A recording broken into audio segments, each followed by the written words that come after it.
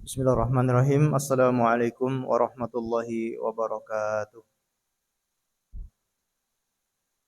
Alhamdulillahi rabbil alamin wa bihi nasta'inu ala umuri dunya waddin. Wassalatu wassalamu ala Rasulillah wa ala alihi wa sahbihi ajma'in.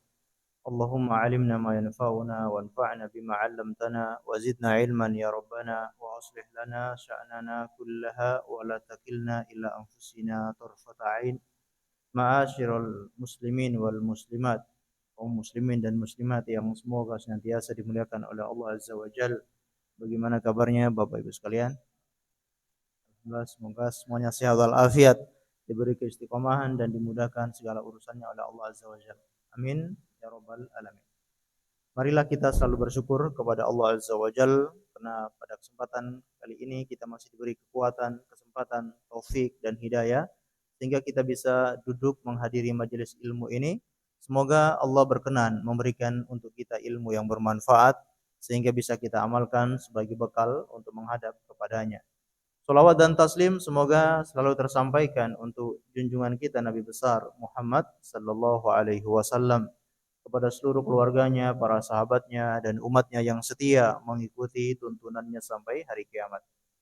Ma'asyiral muslimin dan muslimat yang dimuliakan oleh Allah Azza wa Jal, seperti biasanya kita melanjutkan pengajian rutin di setiap hari Kamis, pekan pertama, pekan ketiga dan pekan kelima. Betul ya, membahas kitab Al-Kabair, dosa-dosa besar yang dikarang oleh Imam Az-Zahabi rahimahullahu taala. Pada kesempatan ini kita akan memasuki dosa besar yang ketujuh. Sebelumnya kita pernah membahas dosa besar yang keenam, yaitu uququl walidain, durhaka kepada orang tua. Dosa besar yang ketujuh, al-kabiratus sabi'ah, yaitu aklur riba, makan harta riba. Ini dosa besar. Meskipun kalau kita lihat sekarang ini di mana-mana tersebar praktek ribawi, perbuatan atau praktek riba ini sudah tersebar dan bukan menjadi hal yang diragukan lagi, bukan menjadi hal yang tidak diketahui, sudah menjadi hal yang umum. Tidak hanya di negara Indonesia, bahkan di seluruh dunia hampir praktek ribawi ini dijalankan oleh kebanyakan manusia. Padahal perkara ini atau perbuatan semacam ini merupakan dosa besar yang banyak mendapatkan ancaman baik di dalam Al-Qur'an maupun dari hadis Rasulullah sallallahu alaihi wasallam.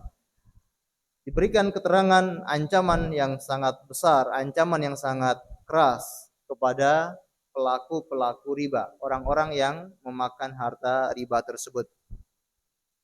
Maka di antara yang pertama kita akan membahas dalil-dalil yang melarang perbuatan riba atau dalil-dalil yang membuktikan kalau riba itu termasuk dosa besar, bukan dosa ringan. Sebagaimana dalil yang pertama adalah firman Allah Subhanahu wa taala dalam surat Al-Baqarah ayat 278 sampai 279. Allah berfirman, "Ya ayyuhalladzina amanu ittaqullaha wa dharu ma baqiya minar riba in kuntum mu'minin. Fa in lam taf'alu fa'dzanu biharbin minallahi wa rasulih." Wahai orang-orang yang beriman, bertakwalah kepada Allah dan tinggalkan sisa-sisa dari ribawi. In kuntum mu'minin, jika kalian itu merasa beriman, jika kalian mengaku sebagai orang yang beriman kepada Allah, beriman kepada Rasulnya, beriman kepada hari akhir, maka tinggalkan sisa-sisa daripada riba tersebut.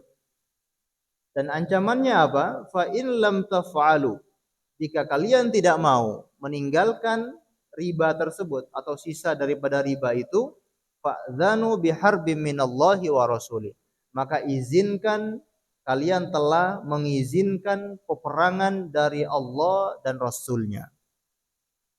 Orang yang tidak mau meninggalkan riba berarti dia sejatinya sedang mengadakan peperangan dengan Allah dan Rasulnya. Apakah ada yang bakal menang ketika berperang dengan Allah? Justru sebaliknya. Kalau orang yang ingin berperang dengan Allah, yang terjadi dia akan hancur. Dia akan binasa, bahkan akan mendapatkan siksaan yang sangat pedih. Tidak hanya di dunia, bahkan nanti di hari kiamat. Ini dalil yang pertama. Dalil yang kedua, yaitu firman Allah Subhanahu wa taala dalam surat Al-Baqarah ayat 275. Kata Allah, "Alladzina ya'kuluna riba la yaqumuna illa kama yaqumul ladzi yatakhabbathu asyaitanu minal mas." Orang-orang yang makan harta riba, maka nanti pada hari kiamat la yaqumuna illa kama yaqumul ladzi yatakhabbathu asyaitanu minal mas. Nanti pada hari kiamat dibangkitkan oleh Allah, dikumpulkan di padang mahsyar, dia dikumpulkan dalam keadaan seperti orang yang kerasukan syaitan. Orang yang dimasuki oleh syaitan, ya, yaitu seperti orang yang kejang-kejang, orang yang tidak sadarkan diri. Ini ciri-ciri orang-orang yang kemasukan syaitan. Dan ini sengaja Allah beri tunjukkan kepada manusia agar kita mengenal. Berarti orang ini waktu di dunia dia melakukan riba atau memakan harta riba. Maka ciri-cirinya jelas diketahui oleh semua orang. Kemudian di antara hadis-hadis yang dibawakan oleh beliau di sini adalah sabda Nabi Shallallahu Alaihi Wasallam, "Ijtanibus sab'al mubiqat." Jauhilah oleh kalian 7 dosa besar. Di antara 7 dosa besar itu kata Rasulullah, yaitu asyirku billah was-sihru wa qatlun nafs allati harramallahu illa bil haqq. Berbuat syirik kepada Allah, melakukan sihir, memakan wa qatlun nafs, membunuh jiwa tanpa hak, wa aklur riba, makan harta riba, wa aklu malal yatim, makan harta anak yatim, wa tawalli yaumaz zahfi, kabur dari medan perang, wa qatul muhsanatil ghafilatil mu'minat, menuduh wanita baik-baik melakukan perbuatan zina. Jadi di sini Rasulullah menggambarkan atau memperingati kita untuk menjauhi berapa dosa besar? 7 dosa besar. Salah satunya aklur riba, makan harta riba. Hadis yang lain yaitu waqala sallallahu alaihi wasallam, la'anallahu akilar riba wa mukilahu. Allah akan melaknat pemakan riba wa mukilahu, orang yang memberi makan riba tersebut. Jadi dua-duanya dilaknat oleh Allah Azza wa Jalla. Jadi yang mendapatkan dosa dalam perbuatan riba ini bukan hanya orang yang menerima riba tersebut, orang yang menerima bunga itu saja, tapi orang yang memberikan bunga dia juga termasuk mendapatkan laknat, termasuk orang yang makan riba karena dia telah mendukung perbuatan riba tersebut. Karena terjadinya transaksi ribawi karena ada 2 pihak yang melakukan transaksi. Ada pihak rentenir ya, ada pihak rentenir yang memberikan pinjaman dan pihak nasabah yang mengambil atau dia yang meminjamkan dana tersebut. Maka dua-duanya akan dilaknat oleh Allah Azza wa Jalla. Dan namanya laknat itu dijauhkan dari rahmat Allah, tidak mendapatkan kasih sayang Allah, tidak mendapatkan ampunan Allah, tidak mendapatkan kasih sayangnya Allah. Sudah dilaknat, dimurka oleh Allah. Sebagaimana iblis itu laknatullah, iblis dilaknat, dijauhkan dari rahmat Allah. Ini berbahaya.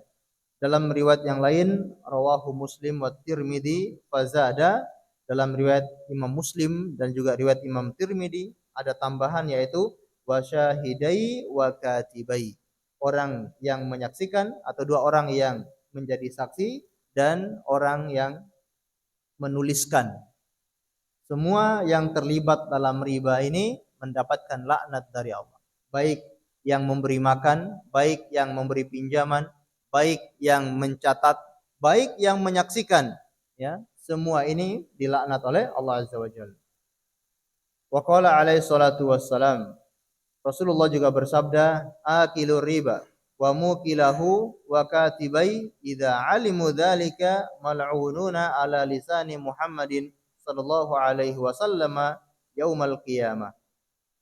Orang yang memakan riba, orang yang memberi makan riba, dan orang yang mencatat praktek riba tersebut, Apabila mereka mengetahui itu dan mereka tidak mau meninggalkan, kalau orang yang belum tahu ini masih mending. Meskipun dia mendapatkan dosa, tapi dia masih punya kesempatan untuk diampuni oleh Allah Azza wa Jal. Punya kesempatan untuk dirahmati oleh Allah. Alasannya karena tidak tahu. Mungkin dia belum pernah mendengar hukum-hukum, dalil-dalil, ayat-ayat, hadis-hadis yang melarang perbuatan riba ini. Dia tidak tahu sama sekali, maka ini masih mending. Tapi kalau orang sudah mengetahui, dia sudah mendengar ayatnya, dia sudah tahu hadisnya, dia sudah tahu hukumnya, tapi kok tidak mau berhenti, masih menjalankan praktek riba itu, mal'ununa, akan mendapatkan laknat ala lisani Muhammad, atas lisannya Nabi Muhammad sallallahu alaihi wasallam yaumal qiyamah, nanti pada hari kiamat. Kira-kira kita semua ini sudah tahu belum hukum riba itu halal atau haram, dosa besar atau bukan dosa? Insya Allah kita semua yang hadir di sini sudah tahu. Ya, kita mendengar ayatnya, kita mendengar hadisnya, kita mendengar hukumnya, berarti kita ini sudah tahu tentang riba tersebut. Nah, kalau kita yang sudah tahu ini tidak mau meninggalkan riba, hati-hati. Karena ancamannya sangat keras, mendapatkan laknat baik dari Allah, mendapatkan laknat baik dari Rasulullah sallallahu alaihi wasallam dan yang lainnya.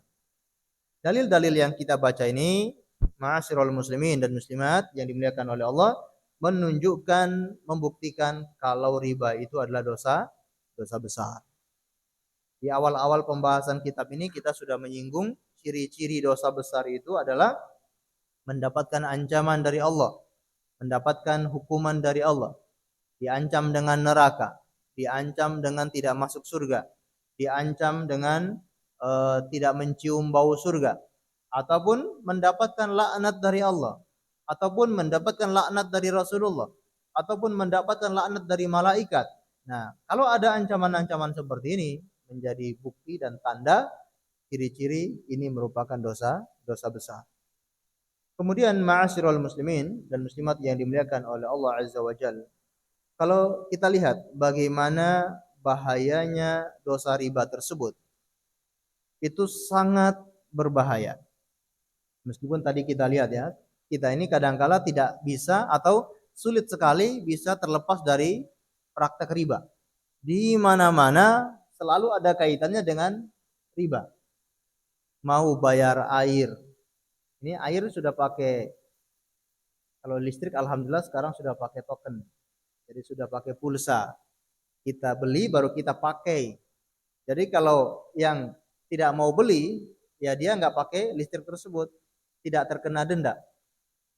Kecuali mungkin ada peringatan tertentu ya, kalau sudah tidak pakai beberapa kali baru nanti ada pihak PLN yang mencabut dan seterusnya. Tapi tidak seperti yang lain, kita bayarnya setelah memakai. Contohnya seperti apa? Seperti meteran air. Ya, air apa saja yang menggunakan meteran, dan kita membayar air itu biasanya di awal bulan atau di akhir bulan? Akhir ya. Jadi kita pakai dulu baru kita bayar. Berarti di sini ya, ada yang kita seperti sedang meminjam jasa tersebut. Jadi kita sedang meminjam jasa air tersebut. Bayarnya kapan? Ketika selesai kita pakai, di akhir bulan baru kita bayar. Nah, seandainya ini ada yang terlambat membayar, biasanya ada denda. Nah, denda ini termasuk riba. Ya, denda air ini termasuk riba. Maka usahakan jangan sampai kita terlibat dalam tolong-menolong dalam praktek ini. Kalau bisa membayarnya tepat waktu supaya tidak terkena denda. Karena kalau terkena denda, masuknya termasuk praktek riba. Dan kalau listrik di zaman dulu itu juga sama ya, kita pakai listrik terlebih dahulu, di akhir bulan baru bayar. Tapi sekarang alhamdulillah sudah pakai pulsa. Jadi ini lebih aman dan lebih selamat. Atau kita mau naik kendaraan, mau naik pesawat, selalu di sana ada asuransi, selalu di sana ya ada jaminan ini, jaminan itu. Ini semua ya memang praktek riba ya. Dan hal-hal yang merupakan diharamkan oleh Allah Subhanahu wa taala. Jual beli yang mengandung gharar, mengandung ketidakpastian, apalagi sampai berjudi ya, judi online dan seterusnya. Nah, ini lebih parah lagi. Masuk ancaman, masuk larangan yang lebih besar. Itu nanti akan ada pembahasan tentang judi tersebut. Baik. Di antara bahaya daripada praktek riba ini bisa kita rincikan, baik bahaya terhadap diri sendiri maupun yang kedua bahaya terhadap masyarakat. Terhadap diri sendiri bahayanya bisa kita bagi juga menjadi dua, bahaya ketika masih di dunia dan bahaya ketika nanti di hari kiamat, di hari yaumul akhir. Bahaya riba bagi individu ketika masih di dunia, yang pertama adalah akan dihilangkan hartanya oleh Allah Subhanahu wa taala. Yamhaqullahu riba wa yurbis shadaqat. Allah akan hancurkan, Allah akan hilangkan harta-harta riba ini, wa yurbis shadaqat, dan Allah akan melipat gandakan sedekah. Kalau kita lihat secara langsung, secara kasat mata, riba ini ada keuntungan.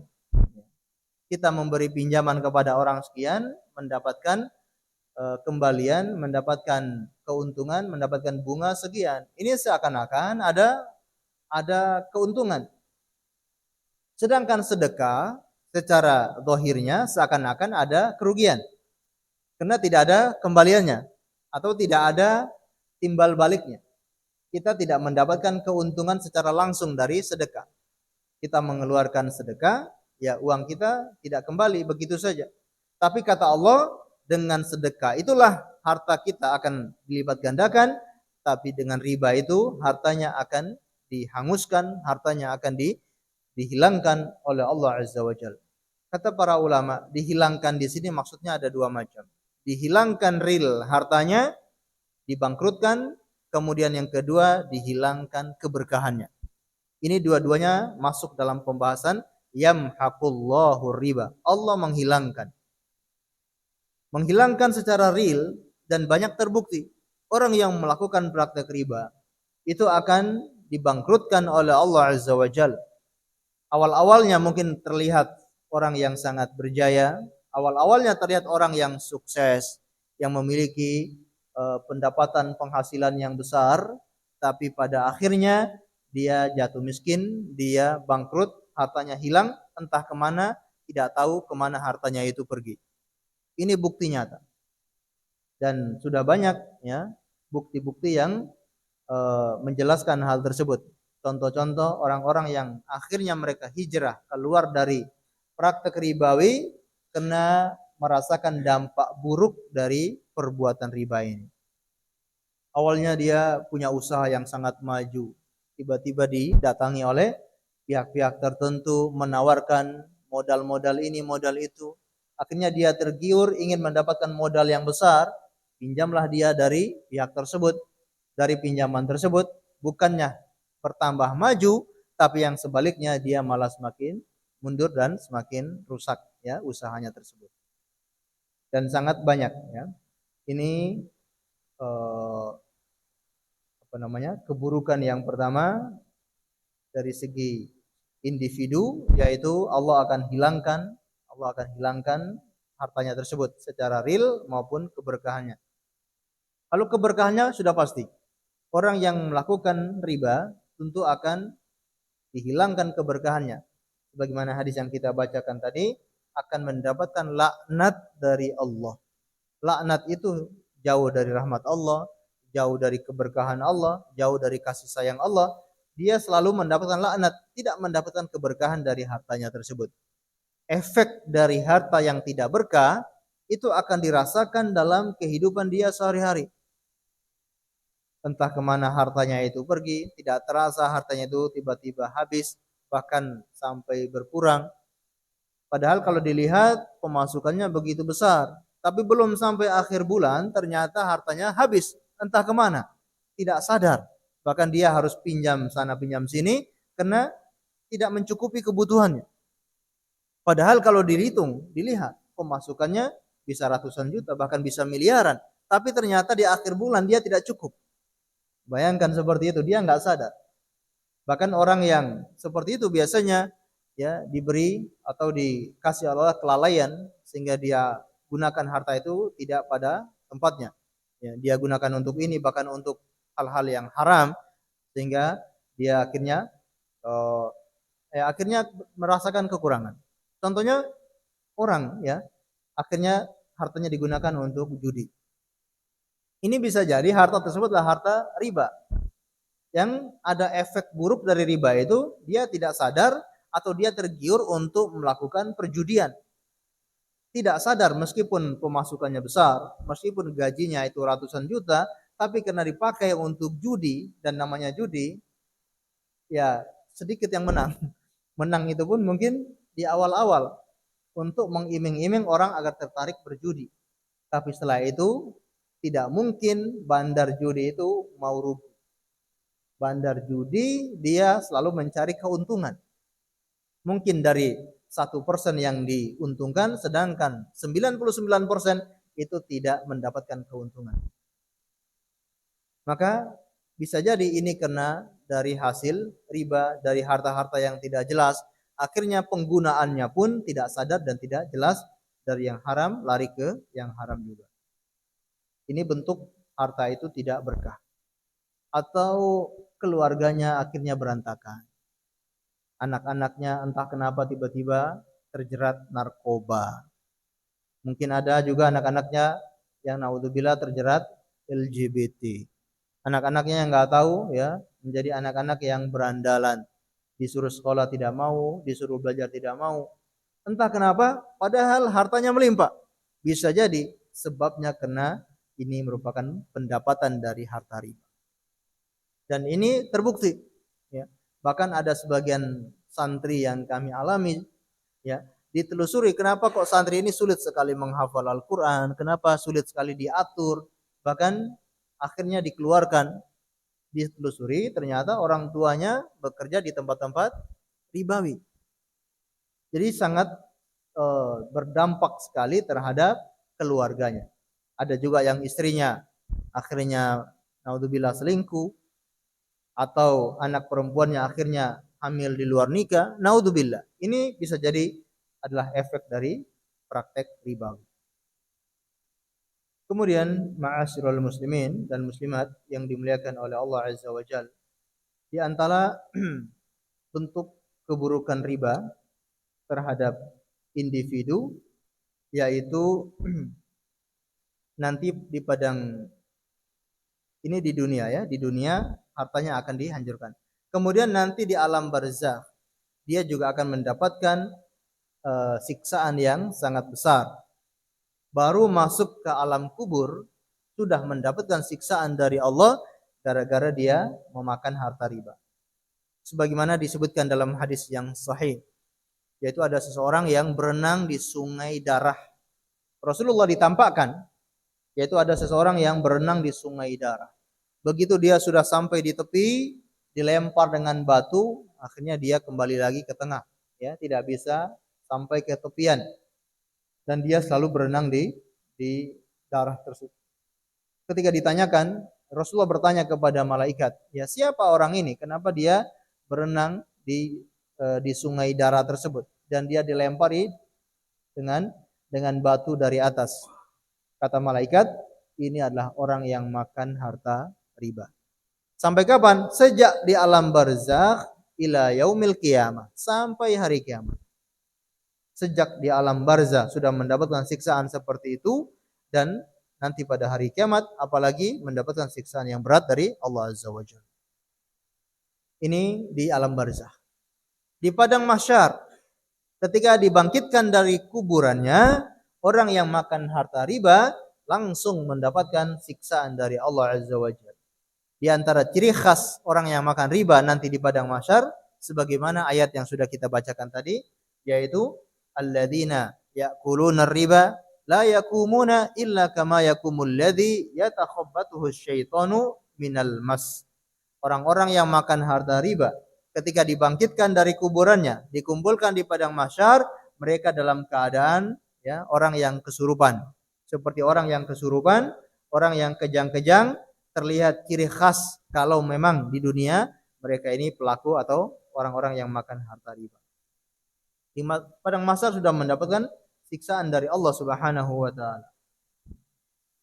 Wa man 'ada fa ulaika ashabun nar hum fiha khalidun. Dan barang siapa yang masih makan harta riba, fa ulaika hum fiha khalidun.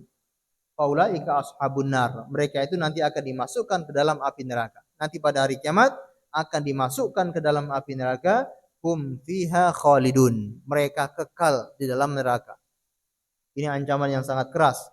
Meskipun di sini para ulama mengatakan kekal di sini adalah bentuk ancaman dari Allah Azza wa Jal bagi orang yang menghalalkan praktek riba. Kalau orang yang cuma makan riba tidak sampai kekal di neraka. Dia memang dimasukkan ke dalam neraka tapi tidak kekal. Adapun orang yang menghalalkan riba, merekalah akan kekal di dalam neraka. Karena orang yang menghalalkan apa yang diharamkan oleh Allah, berarti mereka telah murtad, mereka telah kafir, keluar dari agama Islam, menghalalkan apa yang diharamkan oleh Allah. Atau sebaliknya, mengharamkan apa yang dihalalkan oleh Allah juga akan keluar dari agama Islam. Jadi nanti ada pembahasan yaitu murtad keluar dari agama Islam sebabnya karena menghalalkan apa yang diharamkan oleh Allah Azza wa Jalla. Dan ternyata banyak orang-orang, bahkan bukan orang-orang awam, yang mengaku sebagai pemuka-pemuka agama, para ustadz, para kiai, ternyata ada juga yang menghalalkan praktek riba ini. Ya, mengatakan riba ini tidak masalah. Kita memang ya di zamannya tidak bisa lepas dari riba, ya akhirnya menghalalkan riba. Meskipun kita tidak bisa terlepas dari riba seandainya, namun bukan berarti kita menghalalkan riba tersebut. Kalau seandainya kita melakukan praktek riba karena tidak ada pilihan lain, itu pun bentuknya karena keterpaksaan. Karena kita tidak bisa mengelak. Misalkan negara kita meminjam dana ke negara lain dan pasti di situ ada apa? Bunga. Itu riba atau tidak? Riba. Kita mau protes bagaimana? Dan dana ini biasanya digunakan untuk pembangunan ini, untuk bantuan ini, untuk untuk jalan tol, betul. Ya, untuk bangunan ini. Ini kita nggak bisa lepas, kita nggak bisa mengelak, ya karena kita bukan siapa-siapa. Kita hanya rakyat biasa, ya, yang mengambil kebijakan, yang mengambil aturan itu para pejabat, para penguasa. Maka di sini kita tidak boleh ridho, kita tidak boleh ikhlas, tapi kita terpaksa ya dengan hati yang berat, hati yang tidak ikhlas menerima kenyataan tersebut. Baik, ini diantara bahaya riba nanti pada hari kiamat. Kemudian perangai atau sikap orang yang makan riba itu sangat terlihat jelas. Akhlaknya, perilakunya itu sangat terlihat jelas. Orang yang ya memberikan pinjaman, para rentenir. Ya, orang yang memberi pinjaman semacam ini pasti mereka adalah orang-orang yang sangat kikir, orang-orang yang sangat pelit. Ya, sedikit sekali berjiwa sosial untuk membantu manusia. Karena terbiasa makan riba, ya, dia terbiasa makan harta keringat daripada orang lain, ya hasil keringat orang lain. Maka di sini hilang kemanusiaannya, ya, dan menjadi orang yang sangat pelit, ya tidak mau membantu orang lain. Kemudian orang yang meminjam, nasabah yang sering meminjam juga akan terkena dampak buruk dari perilaku semacam ini. Akan menjadi orang yang tidak mandiri, akan menjadi orang yang selalu bergantung kepada orang lain. Bahkan dia menjadi orang yang jiwa yang kerdil. Ya. Jadi ketika tidak punya sesuatu, orientasinya hanya selalu pinjam ke bank atau pinjam ke pihak-pihak tertentu. Padahal namanya manusia, ada yang ketika diberi keluasan rezeki oleh Allah, ada yang juga disempitkan oleh Allah. Kita menerima takdir ini dan kita bahagia dengan kenyataan yang ada dalam hidup kita. Kalau kita mampu untuk membeli sesuatu maka lakukan. Kalau tidak mampu berarti bersabar. Hanya itu saja. Islam tidak ingin umatnya itu terbebani dengan sesuatu yang tidak mampu dia mengemban beban tersebut. Bahkan Allah itu tidak ingin membebani hambanya kecuali yang dia mampu. La yukallifullaha nafsan illa wus'aha. Allah tidak ingin membebani seseorang melainkan sesuai dengan kemampuannya. Orang yang padahal dia belum mampu untuk membeli sesuatu, tapi karena diiming-imingi ada pinjaman ini, ada kredit ini, akhirnya dia mau membeli, sehingga yang terjadi dia yang mengambil risiko, dia yang depresi, bahkan ada yang naudzubillah sampai bunuh diri gara-gara pinjaman atau tidak mampu melunasi hutang tersebut. Dan ini semua dilarang oleh agama Islam. Islam tidak ingin umatnya itu terbebani dengan sesuatu yang berat. Islam itu ingin umatnya bahagia, umatnya itu mendapatkan kelapangan dada, ya, makan, minum, sholat, ibadah, ada uang beli, tidak ada uang tidak beli. Islam ingin umatnya seperti itu, bahagia. Tapi kalau orang yang terjerat dengan pinjaman-pinjaman seperti ini, apakah bisa bahagia? Orang yang terjerat dengan pinjaman tidak akan bahagia. Bahkan sholatnya bahkan bisa diabaikan. Dia kerja siang malam karena untuk menutupi pinjaman tersebut, ibadahnya terlalaikan, zikirnya kepada Allah tidak dia jalankan. Ini gara-gara adanya pinjaman semacam ini. Jadi ini diantara bentuk perangai orang yang melakukan praktek riba. Adapun bahaya terhadap masyarakat, tadi bahaya terhadap individu, sekarang bahaya terhadap masyarakat, maka praktek riba ini yang pertama akan mengundang datangnya bencana. Jangan kita anggap sepele, riba ini biasa-biasa saja. Riba ini sama seperti perzinahan, riba ini sama seperti perjudian, riba ini sama seperti minum khamar. Kita kalau melihat perzinahan, kita merasa tidak suka. Kita melihat orang yang minum khamar, mabuk-mabukan, perjudian, kita merasa tidak suka. Seharusnya praktek riba pun ketika kita melihat, kita tidak boleh merasa suka. Kenapa? Karena sebab datangnya musibah, datangnya bencana pada suatu negeri disebabkan karena praktek riba tersebut. Ini berbahaya. Makanya kenapa selalu dinasihatkan untuk meninggalkan praktek riba, karena akan mengenai semua masyarakat. Bagaimana juga tadi yang kita sebutkan, di antara bentuk bahaya riba, Allah akan hilangkan keberkahan. Allah akan hilangkan keberkahan di suatu wilayah, Allah hilangkan keberkahan di suatu negara, manakala negara ini melakukan praktek riba. Maka jelas kenapa kita merasa selalu miskin, kenapa kita merasa selalu kurang, bahkan padahal penghasilan kita begitu besar, sumber daya kita, negara kita begitu besar, tapi kenapa kita selalu miskin?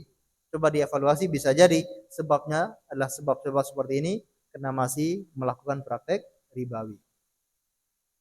Kemudian bahayanya terhadap terhadap masyarakat adalah negara bisa bubar.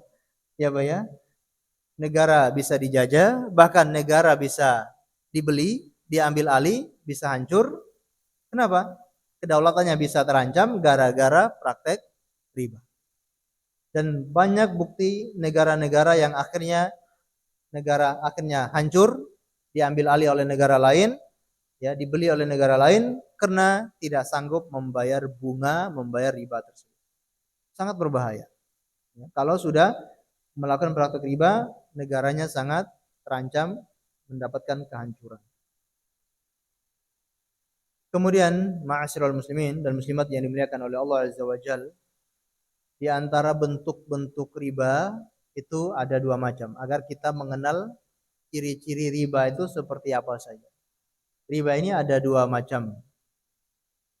Yang pertama riba pinjaman, yang kedua riba tukar menukar. Riba pinjaman, sebagaimana kata Rasulullah Shallallahu Alaihi Wasallam, kullu qardin yajri fihi manfa'ah fahuwa riba. Setiap pinjaman yang mendatangkan keuntungan itulah riba. Setiap pinjaman yang mendatangkan keuntungan itulah riba. Sebagian orang merasa berarti Islam ini tidak adil. Kenapa Islam lebih peduli kepada orang-orang lemah, orang-orang susah, orang-orang yang tidak punya? Kenapa Islam tidak peduli kepada orang-orang kaya? Orang kaya memberikan pinjaman kepada orang miskin atau orang yang tidak punya uang, otomatis hartanya dipakai oleh orang miskin tersebut. Kata orang kaya, ini harta kalau saya gunakan, saya kembangkan, saya putar, akan menghasilkan keuntungan yang besar. Ini pandangan orang kaya. Sehingga dia mengatakan, kalau begitu percuma saya memberikan pinjaman tanpa ada keuntungan. Karena sebenarnya kalau harta ini saya putar akan mendapatkan keuntungan. Sehingga dari situ dia mengambil kesimpulan harus mengambil keuntungan dari pinjaman. Perlu kita ketahui, seorang muslim, seorang yang beriman kepada Allah dan hari akhir, dia sangat yakin kehidupan di dunia ini hanya sementara. Kehidupan ini ada dunia dan juga ada kehidupan akhirat. Ada keuntungan dunia dan ada juga keuntungan akhirat. Allah Subhanahu wa taala mensyariatkan transaksi pinjam meminjam, ini keuntungannya bukan untuk keuntungan duniawi, tapi ini murni keuntungan akhirat. Allah ingin orang yang memberi pinjaman mendapatkan keuntungan tidak di dunia. Kalau dia mendapatkan keuntungan hanya di dunia, berarti akhiratnya tidak dia dapatkan. Selesai. Dia hanya dapat keuntungan di dunia, selesai. Gak punya pahala, nanti diambil di hari kiamat. Allah tidak ingin seperti itu. Allah ingin agar sebagian orang-orang kaya itu mereka punya simpanan di akhirat. Yaitu dengan cara dia meminjamkan kepada saudaranya, dia akan diberi ganti, diberi keuntungan, yaitu nanti di hari kiamat. Jadi praktek pinjam meminjam ini murni keuntungannya adalah keuntungan akhirat. Sehingga di dunia tidak boleh sama sekali ada keuntungan. Berbeda dengan jual beli. Berbeda dengan sewa menyewa. Jual beli, sewa menyewa. Ini ada keuntungan dunia. Dia menjual sekian mendapatkan keuntungan sekian. Dia menyewa sekian mendapatkan keuntungan sekian. Tapi kalau pinjam meminjam ini murni keuntungan akhirat. Sehingga tidak boleh sama sekali ada keuntungan di sana. Keuntungan bahkan sampai para ulama mengatakan keuntungan bahkan selain daripada keuntungan harta. Yang namanya keuntungan itu semuanya riba. Contohnya bagaimana? Ada orang yang meminjam, ada orang yang ingin pinjam harta kita, lalu kita mensyaratkan nanti saya akan kasih pinjaman kalau kamu bersihkan gudang saya ini. Setelah kamu bersihkan gudang saya, baru saya kasih pinjaman ke kamu. Ini juga termasuk riba. Kenapa? Karena dia mengambil keuntungan. Setelah orang ini membersihkan gudangnya, baru dia kasih pinjam. Berarti kalau orangnya tidak bersihkan gudangnya, tidak dia kasih pinjam. Ini termasuk praktek riba. Kecuali ya pinjamannya sekian, sedangkan membersihkan tempatnya, membersihkan gudangnya itu ada jasa sekian, ini baru tidak riba. Tapi kalau untuk mendapatkan pinjaman harus bekerja, harus dia mendapatkan manfaat, maka inilah termasuk praktek riba. Sampai sebagian mencontohkan, ya ada orang yang ingin pinjam, ya, tolong kamu pijet saya dulu, baru tak kasih pinjam. Nah ini juga termasuk keuntungan, maka hati-hati. Jangan sampai ketika meminjamkan orang lain ada keuntungan di sana. Ini bentuk yang pertama, pinjam meminjam. Jadi ketika ada kelebihan dari pinjam meminjam, itulah riba. Dan ini yang kebanyakan terjadi di masyarakat kita. Itu riba bentuk ini. Riba bentuk pinjam meminjam. Dia datang ke instansi tertentu, pinjam sekian, ya, kembalinya harus sekian. Atau dia membeli sesuatu, membeli kendaraan dengan kredit. Membeli kendaraan dengan kredit, lalu datang pihak ketiga membayar lunas kendaraan tersebut, Sekarang giliran dia nyicil kreditnya kepada pihak ketiga dengan jumlah nilai yang berbeda. Ini termasuk riba. Kenapa? Sejatinya pihak ketiga ini pinjamkan dia uang untuk beli kendaraan ini, dia kembalikan uang ke pihak ketiga ya dengan dengan ada kelebihan meskipun secara kredit. Ini dah termasuk praktek riba. Makanya tadi ketika melakukan transaksi dengan kredit, dengan beli rumah ada KPR dan yang lainnya, hati-hati jangan sampai di sana ada praktek-praktek riba, berbahaya. Baik. Kemudian yang kedua, riba bentuk tukar menukar. Kalau di zaman dahulu seringnya riba itu adalah tukar menukar. Contohnya seperti apa? Ada beberapa komoditi yang termasuk harta ribawi. Disebutkan dalam hadis kata Rasulullah Shallallahu Alaihi Wasallam yaitu az-zahab biz-zahab. Komoditi yang pertama emas dengan emas. Komoditi yang kedua perak dengan perak. Komoditi yang ketiga kurma dengan kurma. Komoditi yang ketiga yaitu gandum bentuk bur dengan gandum bentuk bur. Komoditi yang kelima gandum bentuk sair, gandum halus dengan gandum halus. Komoditi yang keenam yaitu al-milhu bil milhi, garam dengan garam. 6 komoditi ini tidak boleh ada kelebihan. Kalau saya pinjam emas yaitu sekian gram, maka kembalikannya pun sekian gram. Saya pinjam emas 1 gram, kembalikannya pun emas 1 gram. Tidak boleh ada kelebihan di sana. Mohon maaf, bukan pinjaman ya. Ini tukar menukar.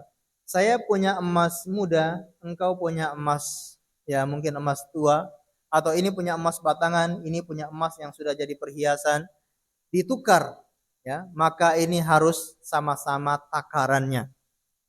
Yang bentuk perhiasannya juga 1 gram, yang batangan juga 1 gram.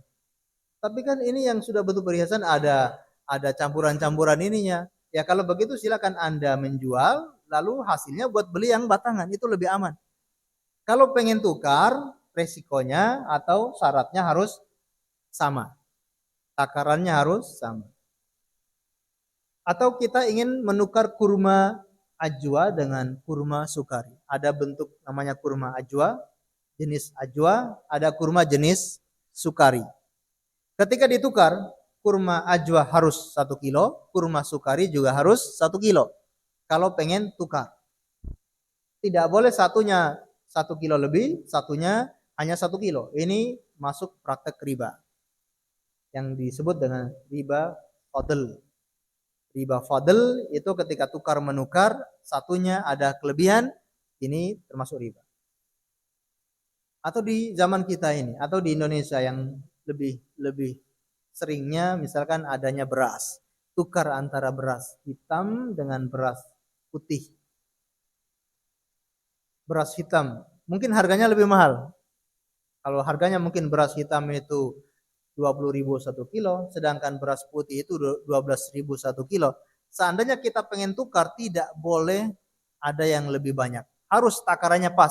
Ini 1 kilo, ini 1 kilo. Tapi kan beras hitam lebih mahal.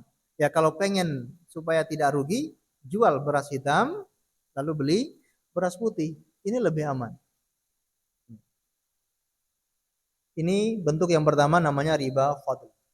Yaitu ketika ditukar harus sama takarannya. Namun ini hanya 6 harta yang kita sebutkan tadi. Di luar daripada ini, selain harta ini, maka boleh kita tukar buah mangga. Zaman dulu ada barter ya, tukar buah mangga dengan buah jeruk. Buah mangganya 1 kilo, buah mangganya 1 kilo, buah jeruknya 5 kilo. Boleh atau tidak? Boleh, silakan. Karena ini bukan harta riba. Kita pengen tukar anggur misalkan, anggur merah dengan atau anggur kering dengan anggur basah, anggur kering sekian kilo, anggur kering 1 kilo, anggur basah 5 kilo, silakan. Tidak masalah. Karena ini bukan harta riba. Namun di sana ada beberapa yang dikiaskan. Seperti makanan pokok, berarti kita kiaskan makanan pokok itu apa saja. Seperti jagung, seandainya itu dijadikan makanan pokok oleh suatu wilayah, maka jagung termasuk harta riba. Tidak boleh, tidak boleh ada yang lebih ketika ingin tukar menukar.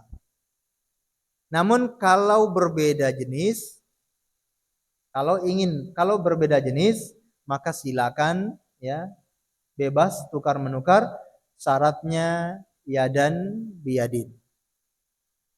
Berbeda jenis contohnya seperti apa? Tukar emas dengan perak. Apakah boleh emas 1 gram, peraknya 5 gram? Jawabannya boleh. Kalau beda jenis, ini jenis emas, ini jenis perak, silakan. Beratnya berbeda, silakan. Tapi syaratnya ada satu, yaitu harus yadan biyadin, kontan.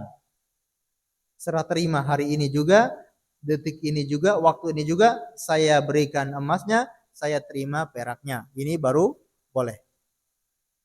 Tidak boleh misalkan hari ini saya terima emasnya, besok baru saya kasih peraknya. Ini tidak boleh. Karena emas dan perak ini termasuk alat tukar. Sehingga harus memiliki syarat ya, yaitu harus yadan biyadin. Makanya sekarang ini banyak yang terjadi jualan emas dengan cara online. Ini juga masuk praktek riba. Kenapa?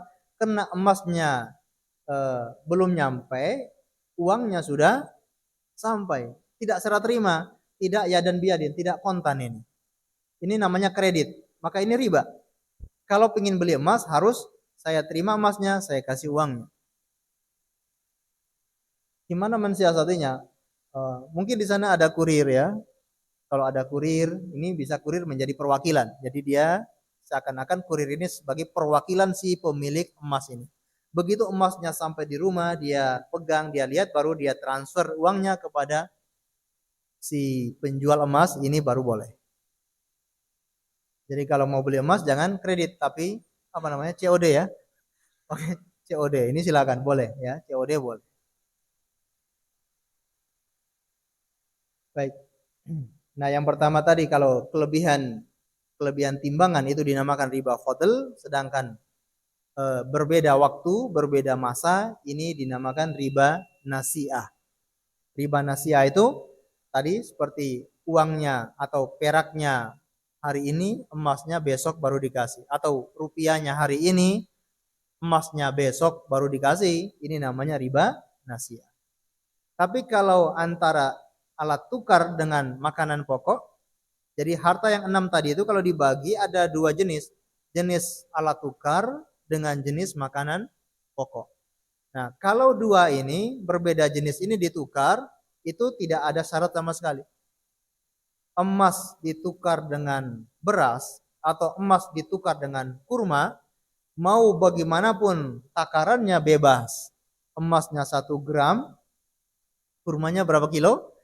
Ya bisa 50 kilo, bisa 30 kilo. Emasnya 1 gram, bebas. Dan ini kapanpun bebas. Emasnya hari ini dia kasih, kurmanya besok baru dia kirim. Ini boleh. Sebagaimana rupiah, ya, rupiah ini hari ini kita kasih uangnya, besok barangnya baru dikirim, boleh atau tidak? Boleh. Atau hari ini barangnya kita ambil, besok baru kita transfer atau kita kasih uangnya, ini boleh. Kalau beda jenis tadi, yaitu bentuk jenis alat tukar dengan jenis makanan pokok. Kalau berbeda maka tidak ada syarat sama sekali. Allahu a'lam bishawab. Ini diantara bentuk riba. Semoga kita bisa memahami masalah riba ini sehingga kita berusaha menjauhi praktek riba. Allahu a'lam bishawab. Kita dengarkan azan terlebih dahulu baru kita lanjutkan sedikit insyaallah.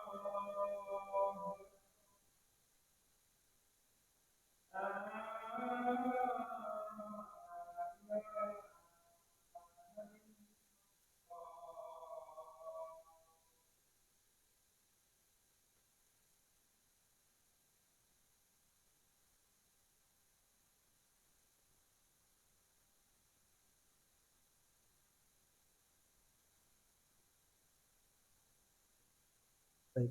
Ma'asyiral muslimin wal muslimat yang dimuliakan oleh Allah Azza wa Jal. Poin yang terakhir, solusi agar terhindar dari riba. Yang pertama, kalau kita yang atau ada orang yang sudah terjebak dalam praktek riba, maka bertobat kepada Allah Azza wa Jalla. Selalu minta ampunan, istighfar kepada Allah karena ini dosa besar. Kemudian berusaha untuk menyelesaikan uh, riba tersebut, lalu bertekad untuk tidak mengulangi lagi perbuatan riba tersebut. Mungkin ada orang yang memang waktu dia beli rumah dengan pinjam ke bank atau dengan beli kendaraan pinjam ke bank dan sampai saat ini belum selesai dia menyicil cicilan tersebut, maka selesaikan ya, minta pertolongan sama Allah, selesaikan dan bertekad jangan ulangi lagi. Jangan ulangi lagi. Lebih baik Anda menabung, simpan, kemudian ketika sudah siap membeli, beli secara cash, insya Allah lebih untung. Sulit ya. Ya, la yukallifullahu nafsan illa wus'aha. Nah, kadangkala karena kita terbawa dengan suasana, terbawa dengan image di masyarakat, ya, kalau pengen usaha itu harus pinjam ke sini. Kalau nggak tanpa pinjam itu nggak bakalan bisa usaha. Ini kan kadangkala hanya uh, image di masyarakat saja. Padahal sebetulnya bisa. Ada orang yang akhirnya sukses tanpa dia harus meminjam, dia berusaha ya, tanpa tanpa modal pun ada orang yang memang bisa. Jadi bukan menjadi alasan kalau usaha harus dengan pinjam. Ya. Ada orang yang usaha kontraktor kan butuh dana yang besar, butuh modal yang besar. Nah, sebagian beralasan harus pinjam, kalau nggak pinjam nggak mungkin. Ya, apa adanya. Ya, kalau Allah memudahkan, tidak ada yang mustahil. Ya, kemudian solusi yang kedua, ada yang ingin meminjam atau baru mau meminjam atau mau kredit dan seterusnya, ya pikir-pikir 1000 kali tentang ancaman-ancaman yang berat dari Allah Azza wa Jalla dan juga Rasulnya. Karena orang yang memberi makan, orang yang memakan riba, orang yang mencatat, bahkan orang yang menyaksikan, ini semua mendapatkan laknat dari Allah Azza wa Jalla. Allah alam bisawab, ya. Atau banyak lagi ya solusi-solusi yang lain. Bahkan ada orang yang mungkin sudah jatuh bangkrut ya, nggak tahu harus gimana melunasi hutangnya. Ini juga sangat berbahaya karena orang yang meninggal dunia masih membawa hutang itu tidak eh, masih melayang, artinya dia tidak eh, dia tidak tenang. Dia tidak tenang ketika masih membawa hutang. Apalagi kalau dia berniat tidak mau membayar hutang itu, ini sangat berbahaya.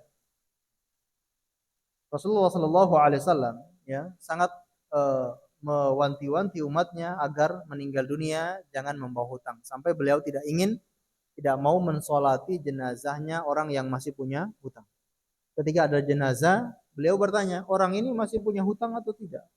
Kalau dikatakan orang ini punya hutang, beliau tidak mau sholat. Silakan sholati saudara kalian. Saya nggak mau ikut-ikutan. Ini ancaman yang keras. Ini teguran yang keras dari Rasulullah bagi orang yang meninggal punya hutang. Kita punya hutang di sini di sana, kemudian meninggal dunia, ini sangat berbahaya. Ya, kita sangat ingin meninggal dunia itu tidak meninggalkan apapun, ya. Tidak meninggalkan beban buat anak cucu, tidak meninggalkan beban buat anak-anak. Yang kita tinggalkan yang baik-baik, meninggalkan warisan, meninggalkan harta, jangan meninggalkan hutang. Meninggal dunia yang menanggung hutang siapa? Anak-anaknya, kasihan, ya. Allahu alam bisawab. Baik, sebelum kita akhiri, mungkin ada pertanyaan, kami persilakan. Silakan. Waalaikumsalam warahmatullahi wabarakatuh.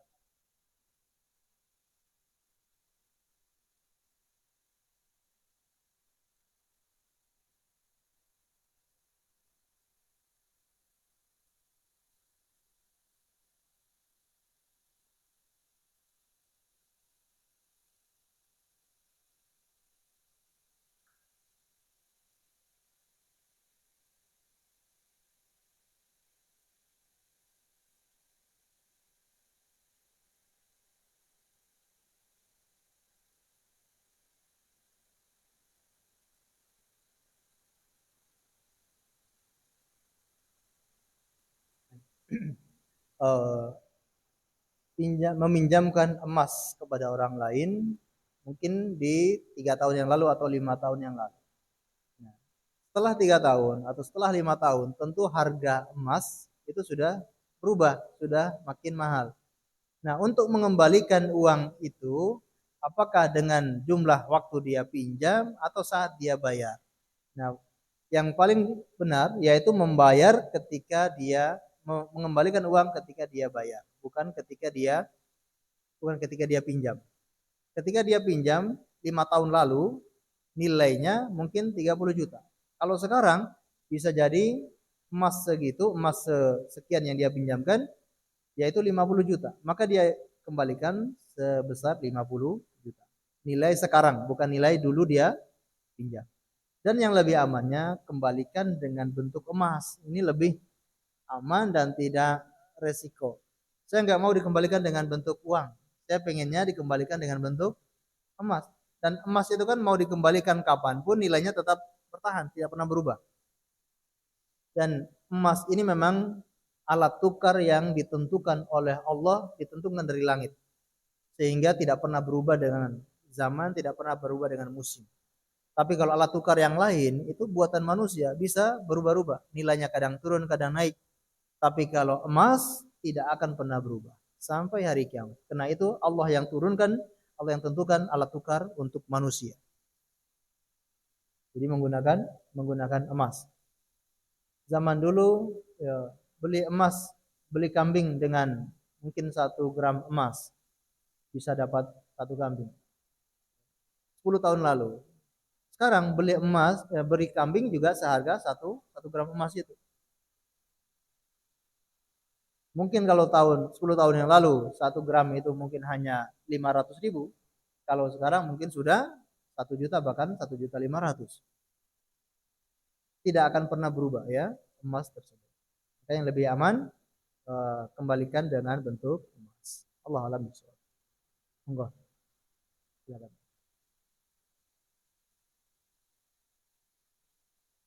toko emas itu apakah riba?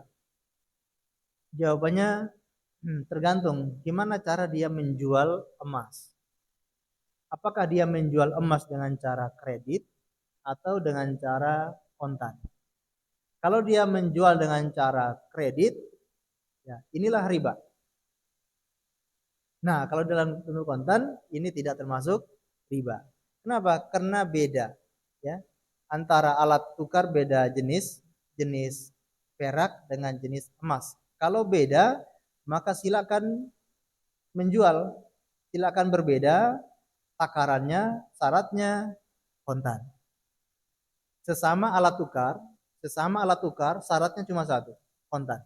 Meskipun berbeda nilai, berbeda nominal, berbeda takaran, silakan, syaratnya satu, kontan. Kita pengen datang ke alat tukar, tempat penukaran uang.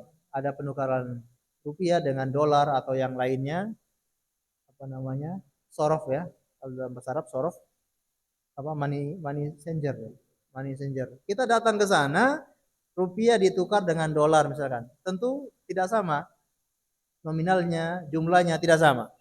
Boleh atau tidak? Boleh. Syaratnya satu, kontan. Saya serahkan rupiahnya, saya terima dolarnya. Boleh. Itu syaratnya. Tapi kalau berbeda waktunya, yaitu tidak kontan, maka itulah masuk dalam riba. Nah, toko emas ketika dia menjual emas dengan kontan, ini tidak termasuk riba. Meskipun dia mendapatkan keuntungan ini, menjualkan mahal, kalau membeli membeli dengan murah gitu ya. Nah, itu boleh ya. Kalau untuk jual beli berbeda antara emas dengan rupiah, ini kesepakatan tawar menawar. Saya maunya 1 gram dibeli dengan rupiah sekian, yaitu tawar menawar. Saring suka sama suka. Ya saya setuju. Kalau saya nggak setuju, ya udah nggak usah dibeli, nggak usah dijual. Syaratnya satu, kontan, serah terima. Allahu a'lam bishawab. Nah, toko emas itu kalau zakat maka termasuk dia dihitung zakat. Ya, dia dihitung zakat karena dia menyimpan emasnya itu misalkan dalam masa 1 tahun dia harus hitung. Ya, karena ini terkena zakat. Zakat emas yaitu 85 gram. Kalau sudah sampai nisab dan sampai haul wajib dia keluarkan zakatnya. Allahu a'lam bishawab.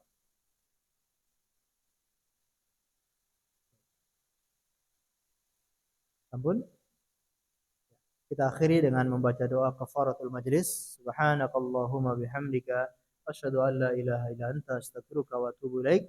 Wa sallallahu ala nabiyyina Muhammadin wa ala alihi wasallam. Terima kasih atas segala perhatiannya. Mohon maaf atas segala kekurangannya. Assalamualaikum warahmatullahi wabarakatuh.